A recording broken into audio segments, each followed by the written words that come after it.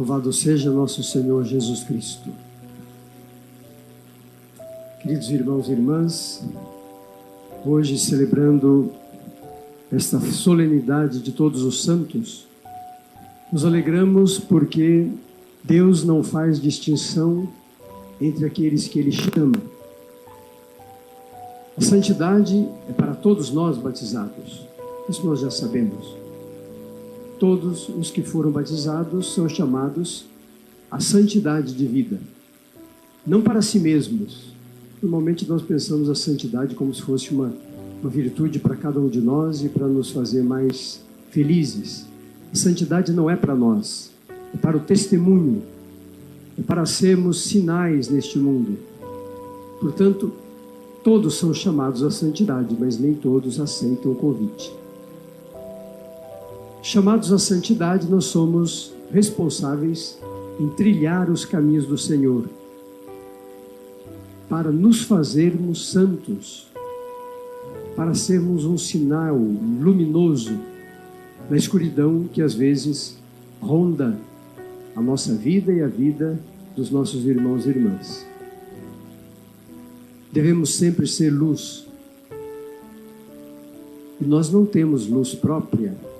A luz não somos nós. Jesus Cristo é a luz. Ele que nos ilumina, e esta luz nós a transmitimos. Nós fazemos com que ela reflita em nós para iluminar os irmãos e irmãs. A palavra de Deus, nós sabemos, está centrada na pessoa de Jesus Cristo. Ele é o Verbo eterno, Ele é a palavra de Deus, feito homem, feito carne. Veio até nós, viveu conosco na história, assumiu a nossa condição humana, menos o pecado, porque é Deus, para ser Ele mesmo naquele momento da história, luz. Uma luz palpável, visível, uma luz que se podia enxergar facilmente. E quer permanecer na história até o final dos tempos através de nós. Nós não somos uma luz palpável, visível. Nós temos que fazer um pouco de esforço para sermos luz neste mundo, para que os outros percebam, não nós como luz, mas Jesus Cristo como luz do mundo. Nós somos uma espécie de espelho que reflete Cristo neste mundo. E todas as pessoas, vendo as nossas boas obras, poderão então trilhar o caminho de Deus. A palavra de Deus que ouvimos hoje, os textos da Bíblia que ouvimos, nos falam exatamente destas realidades. A carta de São João nos diz: nós recebemos um grande presente de Deus. Um presente incalculável. E o presente que nós recebemos de Deus é de sermos chamados filhos de Deus. Sermos chamados pelos outros, não por nós mesmos. Não sou eu que digo, eu sou filho de Deus. Disto eu dou testemunho, dou exemplo. E as pessoas, vendo as minhas obras, poderão dizer: este é um filho de Deus. Nós deveríamos ter esta consciência. E se as pessoas não dizem que nós somos filhos de Deus, o problema não está nas pessoas, está em nós. É que nós não estamos transmitindo bem esta figura de testemunhas e de luz.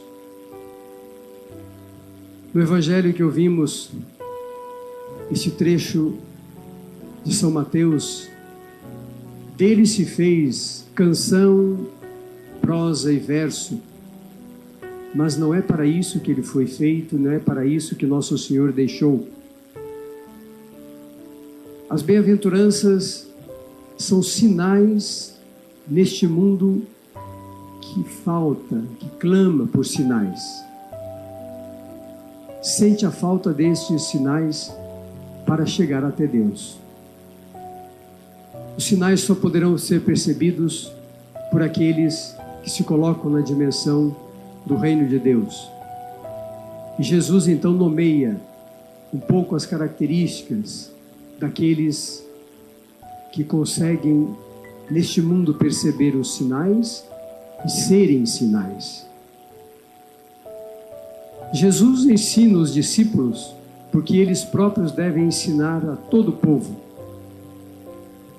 Bem-aventurados, diz Jesus, para vários tipos de comportamentos e de pessoas. Começa por um que é raiz, chave de compreensão, de discernimento. Bem-aventurados os pobres em espírito, porque deles é o reino dos céus. Destes depende o reino de Deus. Os pobres em espírito. Vai nomeando cada atitude, ou cada comportamento, e cada tipo de gente, para serem estes pobres em espírito. E por fim, na última frase destas bem-aventuranças, nosso Senhor diz: bem-aventurados sois vós, os que são perseguidos por causa da justiça, porque deles é o reino dos céus. Do mesmo jeito que nosso Senhor começou, as bem-aventuranças terminam. Os pobres em espírito, deles é o reino dos céus.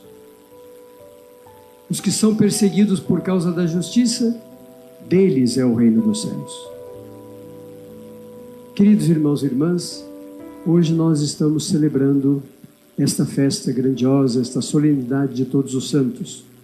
E nela, quase que já se torna costume na nossa arquidiocese, os nossos seminaristas recebem os ministérios de leitor, de acólito, ou seja, do ponto de vista litúrgico, teológico, mais do que jurídico, começam a dar os passos para as ordenações.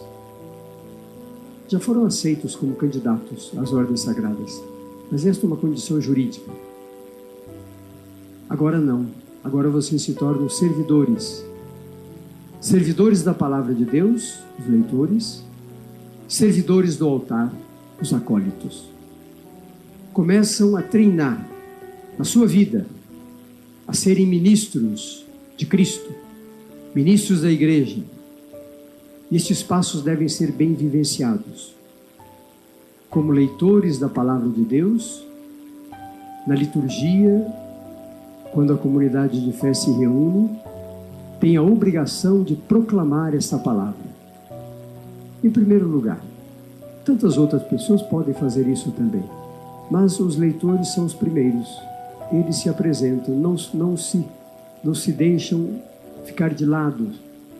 Esta é a sua responsabilidade, o seu ministério no meio do povo de Deus. Não podem delegar. Não tem poder para isso. Devem cumprir a missão. Devem fazer o que devem fazer. Anunciar a toda a comunidade de fé a palavra de Deus revelada que está na Sagrada Escritura. Mas isso implica numa vivência, numa busca pessoal da pessoa de Jesus Cristo e desta palavra que transforma. E transformando o seu próprio coração, se tornam capazes de ajudar os irmãos e irmãs na sua caminhada de transformação, de conversão. Devem fazer, portanto, antes de tudo a experiência de que esta palavra tem força, é viva e eficaz. Penetra o nosso coração e nos transforma, para poderem depois anunciá-la aos outros. Fazendo assim, sabem muito bem que devem conformar o seu exemplo, o seu testemunho, ao modo de viver. O modo de viver é que vai apresentar este testemunho aos outros. Se você apenas fala da palavra de Deus, mas não vive esta palavra, a tua palavra é fraca. Claro que ela é dita, anunciada, pronunciada, às vezes até com arte, mas não tem força, porque falta atrás dela o exemplo, o testemunho.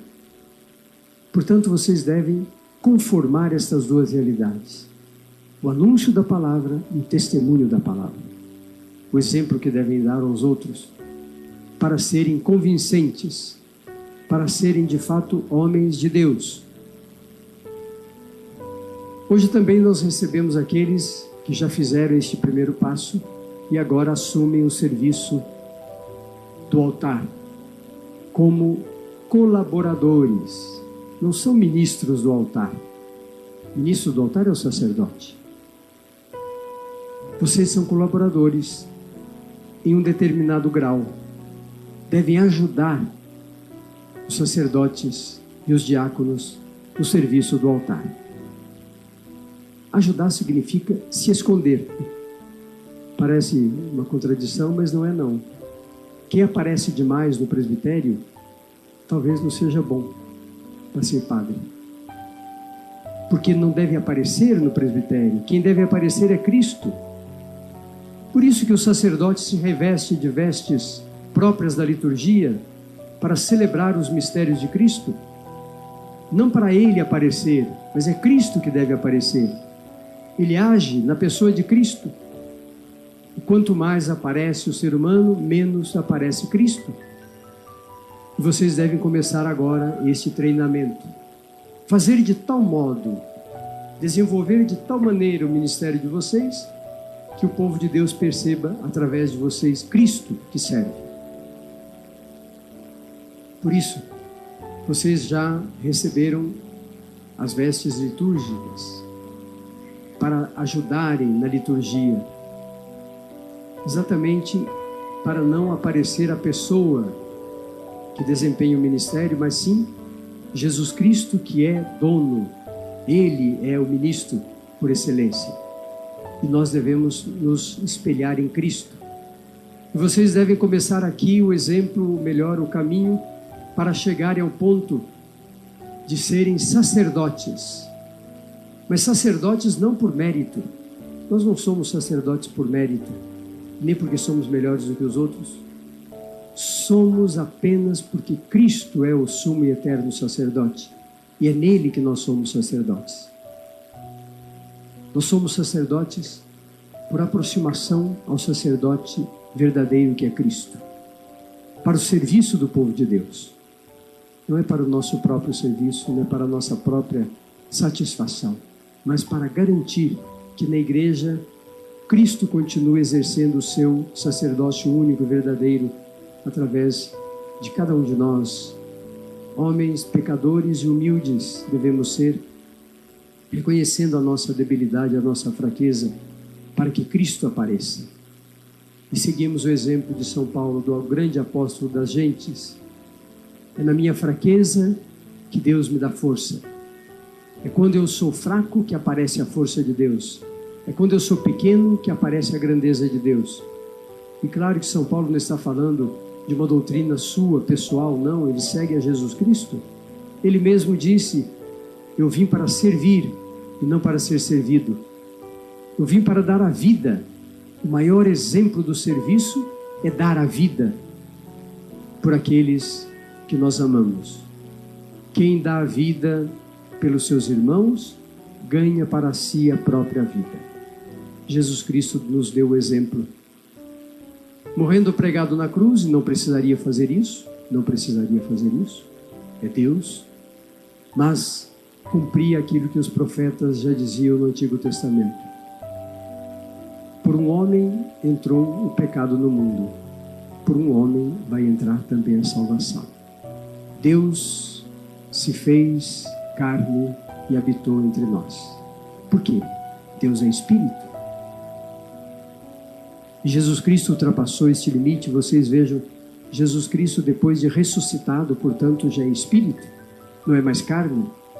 Depois de ressuscitado, para comprovar, para testificar o valor e a grandeza da ressurreição, conviveu com os discípulos por mais de 40 dias, comendo com eles, conversando com eles, andando com eles, ressuscitado. E questionando aqueles que ele escolheu como discípulos. Através de Tomé: põe as tuas mãos aqui, no buraco dos pregos. Coloque a tua mão aqui no peito aberto pela lança. E creia. Hoje, queridos irmãos e irmãs, Jesus Cristo não precisará voltar aqui para fazer isso conosco, porque seria quase que um desafio assim horrível para nós. Como é que nós não cremos ainda? Por isso que nós precisamos ser testemunhas. Aos moldes daquelas primeiras testemunhas que viram, ouviram, tocaram o Senhor ressuscitado. Que vocês, caros seminaristas, que hoje assumem este caminho a fazer o ministério de leitores e de acólitos, sejam cada vez mais fortalecidos pela força do alto. E fortalecidos, sirvam bem o povo de Deus. Na proclamação da palavra e no altar. Vocês também serão ministros da Eucaristia, nem extraordinários, que compete aos leigos, portanto vocês não vão substituir os leigos. Serão ministros. Ajudarão também, na medida possível e necessária, a distribuir a Sagrada Comunhão aos fiéis. Façam isso com simplicidade de coração, não como quem aparece. A Eucaristia é distribuída. Você não pode sentar aqui no altar e dizer para a pessoa, venha comungar. Não, é você que leva. E a pessoa se aproxima para comungar, receber o Senhor. Façam isso com dignidade, respeito. Sejam, neste momento litúrgico, já sinais de Cristo que serve. Queridos irmãos e irmãs, todos nós que estamos aqui reunidos, parentes, amigos, familiares e a comunidade de fé da nossa paróquia da Catedral. Os nossos seminaristas hoje assumem esta responsabilidade e todos nós devemos rezar por eles para que se mantenham firmes, permaneçam íntegros neste caminho de preparação mais próxima para receberem o sacramento da ordem, para serem servidores do povo de Deus em nome da Igreja, para que eles sejam atentos àquilo que a Igreja orienta. Não quero inventar uma nova igreja ou fazer uma nova norma, uma nova regra. A Igreja já fez todas elas. Eu apenas cumpro. Não preciso inventar. A Igreja, desde o princípio, pondera e na história apresenta o caminho necessário para Deus. E nós cremos nisso. Confiar na Igreja, aceitar as orientações da Igreja, já é uma forma de testemunho cristão e de fé. Rezemos, portanto, pelos nossos seminaristas todos, de modo especial por estes hoje, que assumem esta caminhada como leitores e como acólitos. Louvado seja nosso Senhor Jesus Cristo.